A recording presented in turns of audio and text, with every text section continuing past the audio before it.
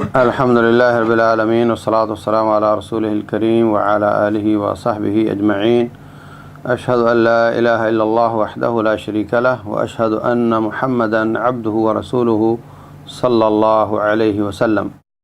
اعوذ باللہ من الشیطان الرجیم۔ قال اللہ سبحانہ وتعالی شہر رمضان الذی انزل فیہ القرآن ھدی للناس وبینات من الہدی والفرقان۔ رمضان کا مہینہ وہ ہے جس میں قرآن نازل ہوا، جو لوگوں کے لیے ہدایت ہے، ہدایت کے واضح دلائل ہیں اور حق و باطل میں فرق کرنے والی کتاب ہے۔ اللہ تعالیٰ نے یہاں یہ نہیں فرمایا کہ قرآن وہ ہے جو رمضان میں نازل ہوا، بلکہ فرمایا رمضان وہ ہے جس میں قرآن نازل ہوا۔ قرآن حکیم اللہ تعالیٰ کی کتاب ہے، اللہ کی کلام ہے، اللہ کی صفت ہے۔ قرآن حکیم اتنی عظیم کتاب ہے کہ رسول اللہ صلی اللہ علیہ وسلم ابھی آپ کا یہ تعارف تھا کہ آپ ایک قریشی ہاشمی خاندان کے صادق امین اور بڑے نیک شخص ہیں۔ آپ کا یہ تعارف چلتا تھا۔ 40 سال آپ کی عمر ہو گئی۔ آپ عبادت کے لیے غار حرا جایا کرتے تھے۔ وہاں پر پہلی آیت نازل ہوئی۔ اب وہ پہلی وحی آنے کے بعد آپ کا تعارف اتنا تبدیل ہو گیا۔ پہلے تھا کہ قریشی ہاشمی خاندان کا ایک نیک نوجوان جو بہت سچا اور بہت امانت دار ہے۔ اب آپ کا تعارف یہ ہو گیا کہ آپ رسول ہیں، نبی ہیں، خاتم النبیین ہیں، سید المرسلین ہیں، اور آپ وہ ہیں کہ فرمایا انا سید ولد آدم ولا فخر، میں آدم علیہ السلام کی اولاد کا سردار ہوں، اور آپ وہ ہیں کہ اللہ کے بعد مخلوقات میں آپ جیسا کوئی نہیں ہے۔ یہ سارے مقام اور یہ سارے تمغے اور یہ سارے کے سارے القابات اور خطابات جو آپ کو ملے ہیں، یہ کب ملے ہیں؟ جب پہلی وحی نازل ہوتی ہے۔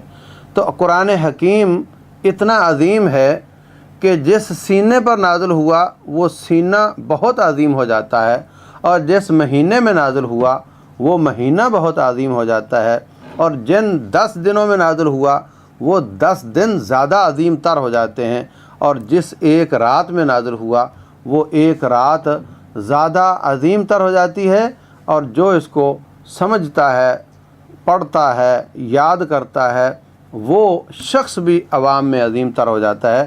تو فضیلتیں ساری کی ساری پھوٹتی ہیں تو قرآن حکیم سے پھوٹتی ہیں۔ یہ اتنی عظیم کتاب ہے جو لوگوں کے لیے ہدایت کا سامان ہے۔ اور اگر کوئی یہ کہے کہ علماء کرام کے اختلافات ہیں، مجھے حق باطل کی وضاحت سمجھ نہیں آتی، تو اس کو قرآن حکیم کو اچھی طرح ترجمے کے ساتھ پڑھنا چاہیے۔ جہاں سمجھ نہ آئے علماء کرام سے رجوع کرنا چاہیے۔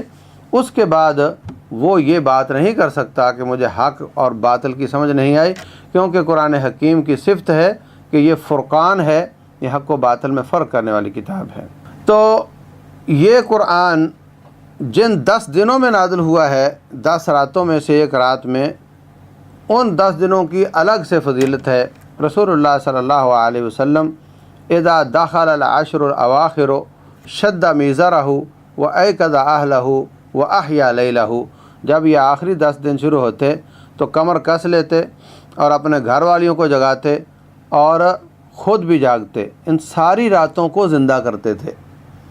10 کی 10 راتوں کو زندہ کرتے تھے، 10 کی 10 راتوں میں جاگتے اور عبادت کرتے تھے۔ ان میں فرق کرنا کہ طاق والی جاگ لیں اور غیر طاق والی نہ جاگیں، یہ فرق وہ کرے جس کی ہمت کم ہو۔ اگر ہمت زیادہ ہو اور وہ لیلۃ القدر کو 100% یقینی طور پر پانا چاہتا ہو، تو اس کو چاہیے کہ وہ 10 کی 10 راتیں جاگے، اور جاگے بھی عبادت کے ساتھ جاگے، گپیں لگا کر نہیں، اور ادھر ادھر کے کاموں کے ساتھ مارکیٹنگ اور بازاروں میں گھومتے ہوئے نہیں، بلکہ اللہ کی عبادت کے ساتھ جاگے۔ تو اس میں اس کو یقیناً وہ رات ضرور مل جائے گی۔ رسول اللہ صلی اللہ علیہ وسلم 10 کی 10 راتیں جاگا کرتے تھے، اور اسی کا اپنی بیویوں کو حکم دیتے اور اپنے ساتھیوں کو۔ وہ روایت بھی موجود ہے کہ اس کو طاق راتوں میں تلاش کرو، لیکن طاق رات کی جو تعریف بیان کی ہے وہ یہ کہ جب 9 رہ جائیں، جب 7 رہ جائیں، جب 5 اور 3 رہ جائیں، یہ الفاظ ہیں لِسَبْعٍ طَبْقَةٍ وَلِتِسْعٍ طَبْقَةٍ وَلِخَمْسٍ طَبْقَةٍ۔ تو اب کتنی رہ جائیں والی بات ہے۔ اب رہ جائیں یہ تو معلوم ہوگا چاند نظر آنے کے بعد کہ کتنی رہ گئیں۔ تو اگر ہمت کم ہو تو وہ طاق راتیں جاگ لے تو قوی امید ہے کہ اس کو وہ لیلۃ القدر مل جائے گی، لیکن اگر پوری ہمت ہو اور یقینی طور پر اس رات کو حاصل کرنا چاہتا ہو تو اس کو چاہیے کہ وہ 10 کی 10 راتیں جاگے۔ ایک ملاحظہ یہاں پر یہ ہے کہ یہ جو رات ہے یہ مغرب سے شروع ہوتی ہے، سارے سال کی تمام راتیں مغرب سے شروع ہوتی ہیں۔ اللہ تبارک و تعالیٰ فرماتے ہیں ثم اتم الصیام الی اللیل، روزے کو رات تک مکمل کرو، اور روزہ مکمل ہوتا ہے مغرب کی اذان سے، تو مغرب کی اذان سے رات شروع ہو جاتی ہے۔ ہم اکثر اوقات مغرب سے عشاء والے وقت کو رات نہیں سمجھتے، ہمت کم ہوتی ہے، رات کے آخری حصے میں ویسے سو جاتے ہیں، اور جس میں جاگتے ہیں اس کو ویسے ضائع کر لیتے ہیں ادھر ادھر کے کاموں میں۔ اور کتنے لوگ تو مغرب کے بعد سو جاتے ہیں کہ بھئی آج رات جاگنی ہے تو مغرب کے بعد سو جاؤ، حالانکہ مغرب سے ہی وہ رات شروع ہو چکی ہوتی ہے۔ تو اگر رات کے آخری حصے میں آپ اپنے کاروبار یا کام کی وجہ سے نہیں جاگ سک رہے تو کم از کم جتنا قدر جاگتے ہیں اس کو تو عبادت کے ساتھ جاگیں۔ مغرب کے بعد سے وہ اذکار اللہم انک عفو تحب العفو فاعف عنی جو رسول اللہ صلی اللہ علیہ وسلم نے حضرت عائشہ رضی اللہ عنہ کو بتائے تھے، وہ اور جو آپ کو سمجھ آئے، سبحان اللہ، الحمدللہ، اللہ اکبر، استغفر اللہ، لا الہ الا اللہ، اور سبحان اللہ وبحمدہ، سبحان اللہ العظیم، لا الہ الا اللہ وحدہ لا شریک لہ، لہ الملک و لہ الحمد وہو علی کل شیء قدیر، یہ سارے عظیم کلمات ہیں، کچھ بھی پڑھتے رہیں۔ اور زیادہ بہتر وہ دعا ہے اللہم انک عفو تحب العفو فاعف عنی، درود پڑھتے رہیں، یہ بھی ممکن ہے۔ تو قرآن حکیم پڑھتے رہیں، جب آپ کہیں بیٹھے ہوئے ہیں تو قرآن پڑھتے رہیں، جب آپ بیٹھے نہیں ہوئے چل پھر رہے ہیں تو ذکر اذکار استغفار کرتے رہیں۔ تو مغرب سے ہی اس رات کا اہتمام کرنا چاہیے، اور رات جتنا زیادہ سے زیادہ جاگ سکیں اتنا قدر جاگنے کی اور عبادت کرنے کی کوشش کرنی چاہیے۔ انہی 10 راتوں میں رسول اللہ صلی اللہ علیہ وسلم نے اعتکاف بھی کیا ہے۔ اس میں پہلی بات تو یہ سمجھیں کہ اعتکاف کب بیٹھنا ہے۔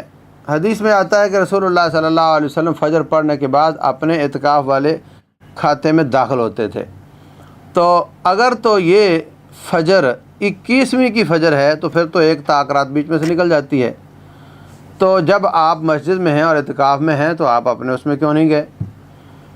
اس لیے ہمیں جو بات سمجھ آئی ہے وہ یہ کہ آپ 20 والے دن فجر کے بعد بیٹھ جاتے تھے تاکہ تھوڑا 8-10 گھنٹے پہلے چلے جاؤ، آپ مانوس ہو جاؤ اس جگہ کے ساتھ۔ اللہ تعالیٰ نے یہ سنت ہر کام میں رکھی تقریباً۔ آپ فرض نمازیں پڑھتے ہیں تو اس سے پہلے سنتیں پڑھتے ہیں، تو اس سے آپ مانوس ہو جاتے ہیں۔ اور اسی طرح اعتکاف سے 8-10 گھنٹے پہلے فجر کے بعد بیٹھ جانے سے آپ اس جگہ سے مانوس ہو جاتے ہیں، اور مغرب کے بعد پھر آپ کا اصل اعتکاف شروع ہو جاتا ہے۔ تو ہمیں اس حدیث سے یہ سمجھ آئی ہے، واللہ اعلم۔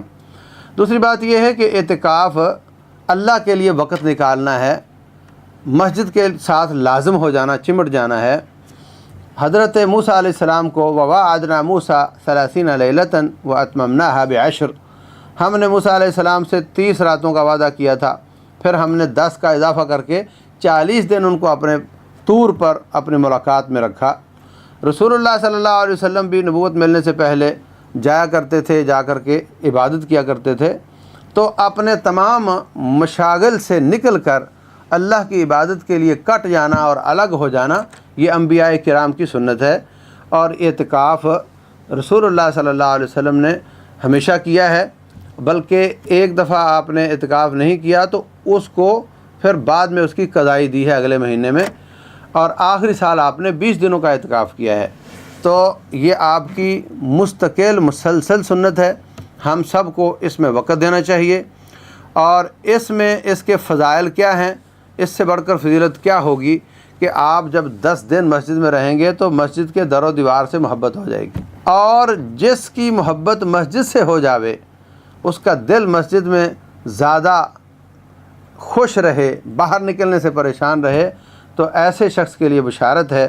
رسول اللہ صلی اللہ علیہ وسلم نے فرمایا رجل قلبہ معلق بالمسجد اذا خرج منہ حتی یعود الیہ، ایسا شخص جس کا دل مسجد سے جڑا ہوا ہے، جیسے نکلتا ہے یہاں تک کہ واپس نہ آ جائے، جیسے مچھلی پانی سے نکل کر مضطرب رہتی ہے واپس آ کر خوش ہوتی ہے، ایسے یہ شخص تو جس کی یہ کیفیت ہو جاتی ہے اس کو اللہ تعالیٰ اپنا سایہ نصیب فرمائے گا، اور 50,000 سال وہ سائے میں ہوگا اور باقی لوگ دھوپ میں ہوں گے۔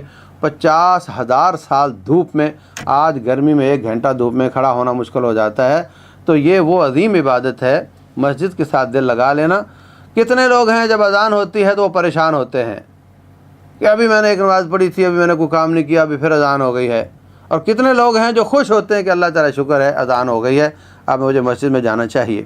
رسول اللہ صلی اللہ علیہ وسلم حضرت بلال سے فرماتے اذن یا بلال ارحنا بہا، بلال اذان بولو تاکہ ہمیں راحت محسوس ہو۔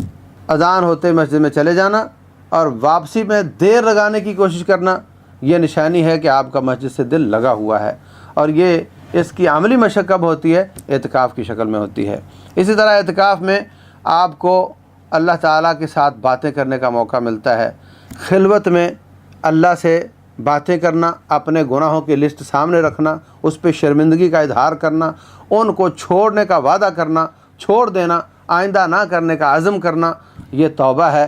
اور جو آدمی اس طرح کرتا ہے اور اس کی آنکھوں سے ننھے ننھے قطرے نکل آتے ہیں، وہ آنسو، ان کی قیمت یہ ہے کہ اللہ تعالیٰ اس کی جہنم کو ان قطروں سے بجھا دیتا ہے۔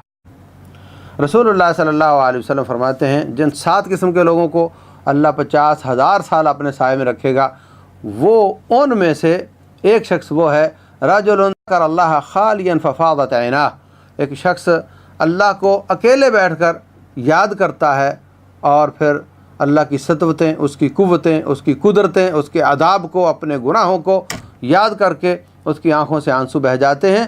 فرمایا اس کی قیمت یہ ہے کہ اس کو اللہ تعالیٰ 50,000 سال کا دن اپنے سائے میں رکھے گا۔ تو یہ بھی، اس کے بھی زیادہ چانس یہ اعتکاف کی شکل میں برآمد ہوتے ہیں، اگرچہ اعتکاف کے بغیر بھی انسان یہ کام کر سکتا ہے، لیکن اعتکاف میں اس کا موقع زیادہ ہوتا ہے۔ اسی طرح قرآن حکیم کو زیادہ زیادہ پڑھنا، اللہ اکبر، یہ قرآن حکیم کو زیادہ پڑھنا، بقرہ آل عمران کو پڑھنا، رسول اللہ صلی اللہ علیہ وسلم فرماتے ہیں جو قرآن کو زیادہ پڑھتا رہا ہوگا قیامت والے دن، ایک تو عرش کا سایہ ہے جو مستقل سایہ ہے، لیکن جب کبھی باہر نکلنا ہو تو پھر دھوپ ہے تو ایک متحرک سایہ نصیب ہوگا۔ فرمایا یہ صورتیں اس پر بادل بن کر سایہ کریں گی، جہاں جہاں جائے گا وہاں وہاں بادل بھی موو کرتا چلا جائے گا، اور جب اللہ تعالیٰ کی عدالت میں پیش ہوگا تو حاجان عن صاحبہما، یہ اللہ تعالیٰ سے سفارش نہیں بلکہ جھگڑا کریں گی کہ یا اللہ یہ ہمیں پڑھتا رہا ہے، اس کو ہم جہنم میں نہیں جانے دیں گے۔ اللہ تعالیٰ سے جھگڑا کر کے اس بندے کو چھڑوا کر کے جنت میں لے جانے کا سامان کریں گی۔ تو یہ موقع بھی زیادہ، اس کے چانس بھی اعتکاف کی حالت میں انسان کو فراہم ہوتے ہیں۔ اسی طرح انسان جب زبان سے بہت زیادہ گناہ کرتا ہے، چغلی کھاتا ہے، کسی کو ہیچ حقیر سمجھتا ہے، زبان سے کسی کو تیری ناک غلط ہے، تیرے کان غلط ہیں، تیری برادری بڑی نیچ ہے، اتنے زہریلے کلمات ہیں کہ بسا اوقات رسول اللہ صلی اللہ علیہ وسلم فرماتے ہیں کہ وہ ایک کلمے کی وجہ سے جہنم میں 70 سال کی مسافت گہرائی میں چلا جاتا ہے۔ ان المرء لا يتكلم بكلمة لا يلقي لها بالا، بس اوقات انسان ایسی بات کر جاتا ہے کہ جس پہ وہ پریشان بھی نہیں ہوتا۔ یہوی بہا فی جہنم 70 خریفا، اس کی وجہ سے وہ 70 سال کی مسافت جہنم کے پیندے میں چلا جاتا ہے۔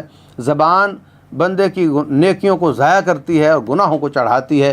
زبان کا صحیح استعمال اور اس کو روکنے کی عملی مشق بھی آپ کو اعتکاف میں ملتی ہے۔ وہاں آپ کی زبان بندی ہے، آپ وہ بات کر سکتے ہیں جو ضروری ہے، اور اس کے علاوہ آپ کو خاموش رہنا ہے یا اللہ کا ذکر کرنا ہے۔ تو یہ 10 دن کی مشق ہے جس میں آپ اللہ تعالیٰ کے فضل سے زبان بندی، زبان کے صحیح استعمال کو سیکھتے ہیں۔ اور اس کے علاوہ بھی خشیت الہی، تہجد کی عادت، قرآن کے مطالعہ، اس کا ترجمہ پڑھنا، بہت زیادہ فوائد ہیں جس کا تذکرہ لمبا ہو جائے گا۔ تو اللہ تبارک و تعالیٰ ہمیں اعتکاف کی سعادت نصیب فرمائے۔ اور ایک آخری بات میں مساجد کے ذمہ داران سے کرنا چاہتا ہوں کہ ان کو چاہیے کہ آنے والے لوگوں کو زیادہ زیادہ سہولتیں میسر کریں اور ان کے عقیدے اور ان کے عمل کے لیے دروس کا اہتمام، ان کے قرآن کی درستی، ان کے اذکار کو یاد کروانا، یہ سارے کام ہمیں کرنے چاہیے۔ ویسے انسان کے پاس وقت نہیں نکلتا، یہ اچھا وقت ہے، اس میں لوگوں کی اصلاح کی جائے۔ اللہ تبارک و تعالی شیطانوں کو باندھ کر داعیان کرام کو زیادہ موقع فراہم کرتا ہے کہ آپ اللہ کے بندوں کو اب اللہ کی طرف بلاؤ، اس کی طرف کھینچو، ان کی تربیت کرو۔ تو ہمیں اس موقع سے پورا فائدہ اٹھانا چاہیے۔ اللہ تعالی سمجھنے اور عمل کرنے کی توفیق عطا فرمائے۔ ایمان کی آب یاری